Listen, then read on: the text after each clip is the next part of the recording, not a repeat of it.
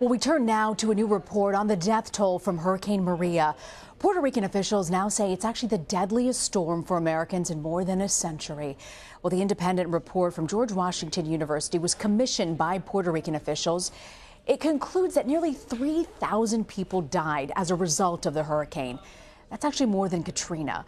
It also stands in stark contrast to the government's initial estimate that dozens of Americans have been killed. David Begnaud broke this story for us, and he's live from San Juan, where he just interviewed Puerto Rico's governor. David, what can you tell us? What did the governor have to say about these numbers? Rena, we are inside of the governor's mansion, the Fortaleza, here in San Juan. And I can tell you from just speaking to the governor a short time ago that he accepts the findings of this study. He accepts the number as deemed and reported by George Washington University. And here's what he told me he is about to do. As of this afternoon, within the next hour and a half, he will announce that he will be signing an executive order within the next 24 hours. That executive order will create a commission made up of as many as 8 members, some of whom are members of his government, others of whom will be experts in the field of disaster management and mortality data. The governor specifically told me that he wants to implement the findings from the report that George Washington has recommended as things that the government should do. And let me tell you, there are a lot of recommendations. I've read every word in the report, and there are a lot of things that the university says the government can and should do. The governor says he expects to do it, and he's ready to start right away. David, that's significant, the fact that the government is now saying they acknowledge the report, they accept it, and they will follow these findings. That is just big. But I do want to ask you, is there anything that Puerto Rico feels that this White House could do that could help with this situation on the ground?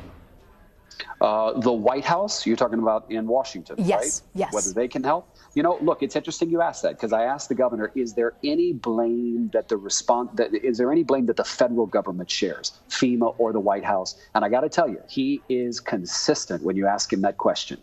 He does not point fingers. And so he said, listen, David, there's a lot of blame to go around. As the governor of Puerto Rico, I accept the majority of the blame because I'm the man in a position of power. But Rena, let's make it very clear. This government was woefully unprepared for this storm. This administration had only been in office here on the island for about 8 months, but the plan that was in place to respond to a hurricane was a plan that was good enough for only a Category 1.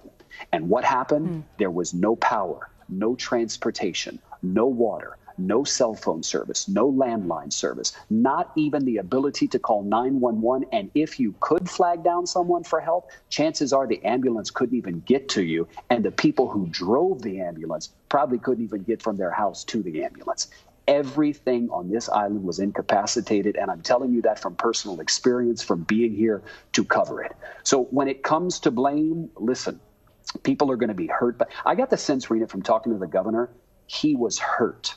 That the number made him sad. That's the sense that I got from him, is that his voice was lowered. He sounded somewhat reflective, and he used the term of, I'm saddened by this number. Because again, the government has for so long said, no, don't jump to conclusions with the Harvard study. No, don't jump to conclusions with that study. Let George Washington come out.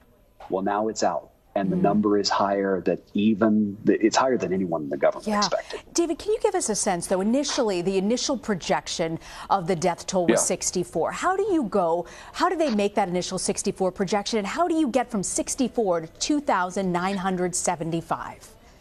So good question. And let me be as clear-cut as I possibly can. 64 was the death toll that they got when they looked at people who died in deaths directly related. So in other words, a landslide or a tree fell on them, right? That's a direct death. So 64 is what they got to with direct deaths.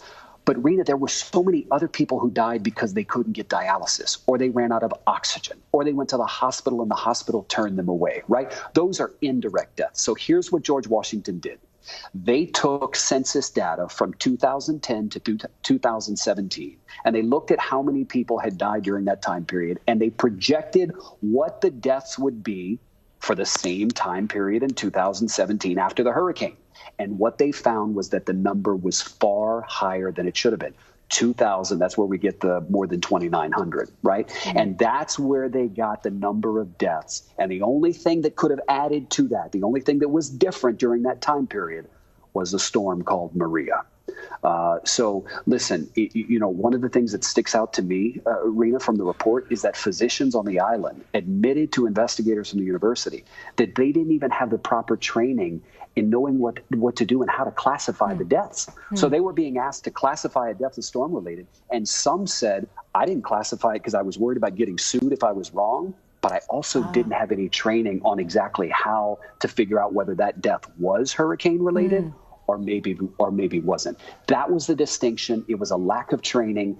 And by the way, in all fairness, the university says that's the case really on the mainland too. Doctors don't have a lot of training when it comes to declaring that that death was attributable to the disaster. Something you just don't think about often when you're talking about death toll after a major disaster. Our David Begnaud on the ground with exclusive reporting in Puerto Rico on Hurricane Maria. David, grateful for your reporting. Thank you for joining us.